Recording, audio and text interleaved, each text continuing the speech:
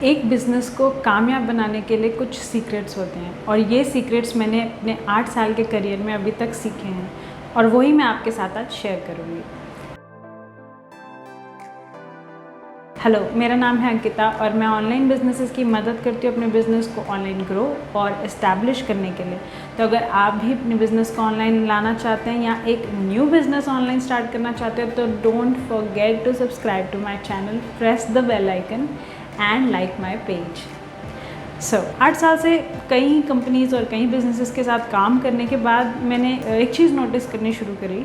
वो थी कि कुछ बिजनेसेस बहुत ज़्यादा सक्सेसफुल हो रहे थे और कुछ नहीं हो रहे थे। And I started to notice कि इनमें क्या फ़र्क है, आखिर क्या डिफरेंस है इसमें कि अगर कोई बिज़नेस सक्सेसफुल हो रहा है और कोई बिज़नेस नहीं सक्सेसफुल हो रहा है।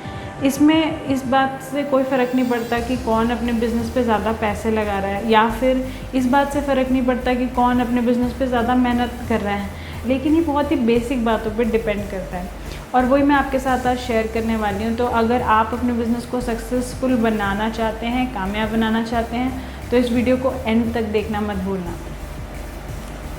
सबसे पहले जो मैंने नोटिस किया कामयाब बिजनेसेस के अंदर वो थी क्लैरिटी।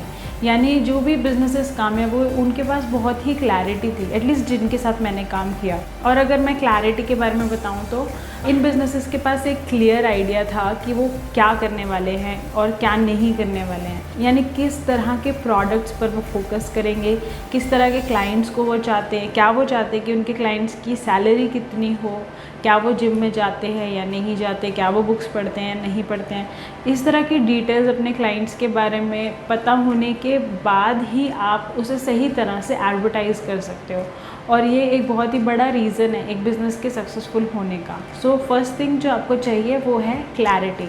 और कुछ बिजनेसेस जो कामयाब नहीं थे उनके साथ मैंने ये नोटिस किया कि वो उनके पास क्लैरिटी नहीं थी। यानी वो सब कुछ करना चाह रहे थे, सब कुछ करने में कोई प्रॉब्लम नहीं है, लेकिन जब हम शुरुआत करते हैं तब, जैसा कि मैंने पहले भी अपनी कई वीडियोस में मेंशन किया है कि ये क्लैरिटी, एक लेज़र फोकस होना ज़रूरी है। यानी शुरू में आप बहुत ज़्यादा एक्सपैंड नहीं करना चाहते, आप सिर्फ एक मार्केट पे फोकस करते हो। सो मैं एक एग्जांपल के लिए आपको बताना चाहूँगी इंडिया की ऑलमोस्ट सबसे बड़ी कंपनी विच इज़ जियो।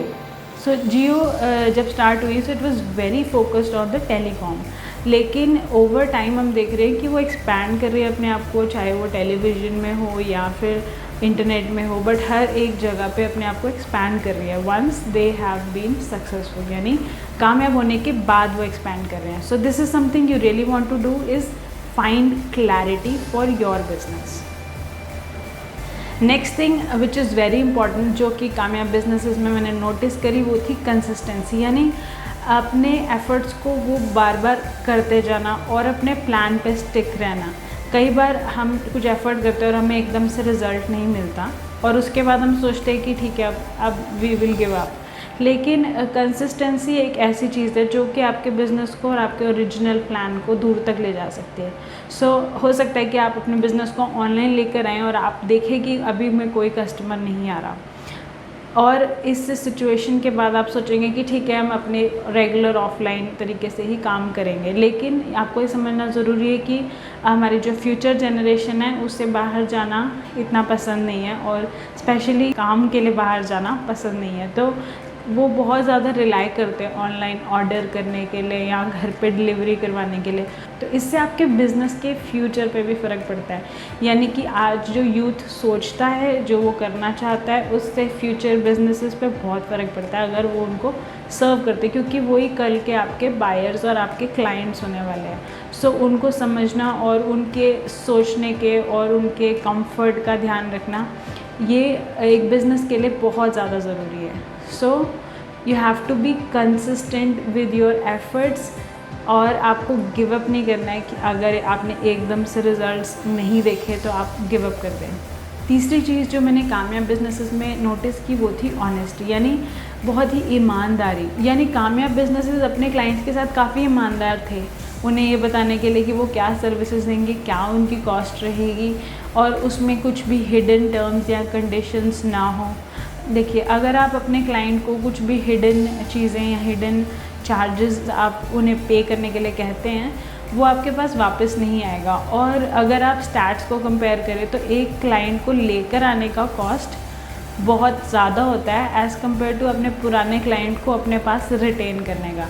यानी एक्विजिशन में बहुत पैसा लगता है और रिटेंशन में बहुत ही कम। सो रिटेंशन के लिए इम्पॉर्टेंट है कि आपका कस्टमर जो है वो चीटेड फील ना करे। तो आपको अपने कुछ भी hidden clause, hidden terms and conditions रखने की ज़रूरत नहीं, क्योंकि आप किसी को लोन प्रोवाइड नहीं कर रहे हैं। तो अगर आप लोन प्रोवाइड कर रहे हैं तो लोन के लिए उनके अलग टर्म्स एंड कंडीशन होते हैं, but it is very important for you to be honest with your customers. यानी आपके लिए बहुत ज़रूरी है कि आप बहुत ही ईमानदार रहें अपने सभी क्लाइंट्स और कस्टमर्स के साथ, और जो भी सर्विसेज प्रोडक्ट आप देते हैं वो आप उन्हें ठीक से बताएं। क्योंकि ऑनलाइन जब हम काम करते हैं तो ये बहुत ही ट्रांसपेरेंट बिजनेस होता है, और आपके क्लाइंट्स आपको रिव्यूज़ दे सकते हैं, आपको एक्सपोज कर सकते हैं अगर आप उन्हें किसी भी तरह से चीट करना चाहें या कोई भी स्कैम करना चाहें। So be very careful and be very honest with your audience.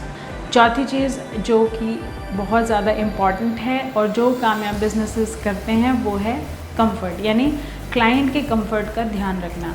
So technology के साथ सब बिजनेसेस के ऑनलाइन आने के बाद कस्टमर्स को कंफर्ट की आदत पड़ गई। यानी आपको 2 मिनट में कैब अपने घर के नीचे मिल जाती है, आपको 5 मिनट में खाना अपने घर पर मिल जाता है। सो इस एडवांसमेंट की वजह से कस्टमर्स को कंफर्ट की आदत है, और अगर आप वो कंफर्ट उन्हें प्रोवाइड नहीं करेंगे तो वो आपके पास कंटिन्यू नहीं रहेंगे। सो इट इज़ वेरी इंपॉर्टेंट आपके बिज़नेस के लिए कि आप क्लाइंट को कंफर्ट प्रोवाइड करें ताकि वो लंबे टाइम तक आपके साथ बना रहे।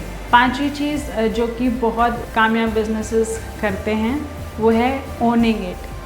हमने बचपन में एक चिड़िया की कहानी सुनी थी जिसका छोटा बच्चा उसे रोज़ बताता था कि आज ये पेड़ कट जाएगा, क्योंकि इसका मालिक आया था और उसने अपने नौकर से कहा है कि पेड़ काट देना। तो चिड़िया ने उसे सीरियसली नहीं लिया। लेकिन हम आगे कहानी में देखते हैं कि एक दिन मालिक आता है और ये कहता है कि अब मैं खुद आऊँगा और मैं खुद इसे काटूँगा, और उस दिन चिड़िया जो है वो अपने बच्चे को लेके वहाँ से चली जाती है। So the moral of story is कि जब तक आप ओन नहीं करते किसी चीज़ को, यानी आप खुद नहीं उसमें होते हैं, आपको खुद उसमें इंटरेस्ट नहीं है, खुद एफर्ट्स नहीं आप मारते, तो ऑटोमेटिकली चीज़ें नहीं होती। स्पेशली बिज़नेस की बात करें, you have to own it. यानी आपको अपने बिज़नेस के लिए एफ़र्ट्स करने पड़ सकते हैं। हो सकता है कि आपको हफ्ते में एक वीडियो रिकॉर्ड करनी हो, या फिर आपको एक मीटिंग करनी हो, या फिर आपको एक क्वेरी का रिप्लाई करना हो। So it is very important for you to own your business. And यही चीज़ मैंने बहुत सारे कामयाब बिजनेसेस में देखी। So it's very sad to see कि बहुत सारे बिजनेसेस अर्ली स्टेज पर ही ख़त्म हो जाते हैं। एंड द रीज़न इज़ कि आप इनिशियली बहुत ज़्यादा ग्रो करने के लिए पुश करते हैं एंड देन कंसिस्टेंट नहीं रहते और वो गिव अप कर जाते हैं, या फिर कंसिस्टेंट रहते हैं बट किसी तरह से क्लाइंट के साथ ऑनेस्ट नहीं होते, और उसके बाद क्लाइंट्स जो है नहीं उनके साथ जुड़ के रहते और नए क्लाइंट्स मिलना भी मुश्किल होता है। तो बिज़नेस जो है वो इस वजह से सक्सेसफुल नहीं होता। So you have to be very clear about what you're doing, be consistent and be honest. So इसको summarize करने के लिए पहली चीज़ जो आपको करनी है वो है बहुत ही क्लियर होना है एग्जैक्टली आप क्या बिज़नेस करना चाहते हैं, किसके लिए करना चाहते हैं, क्यों करना चाहते हैं, और उस पर कंसिस्टेंट रहना है। क्लाइंट के साथ बहुत ही ऑनेस्ट रहना है, अपने कस्टमर्स के साथ बहुत ऑनेस्ट रहना है, कस्टमर की कंफर्ट्स का ध्यान रखना है और उनकी फैसिलिटीज़ का ध्यान रखना है। And then you have to own your business, यानी आपको खुद उसमें चार्ज लेना बहुत ही ज़्यादा ज़रूरी है। आई होप ये इन्फॉर्मेशन आपको पसंद आई होगी और आपके काम की होगी। If so please like and let me know and comment if you have any questions, और प्लीज़ इसे उन लोगों के साथ शेयर करना ना भूलें जिनको भी आप ग्रो करते हुए देखना चाहते हैं। This is Ankita Kaushal signing off.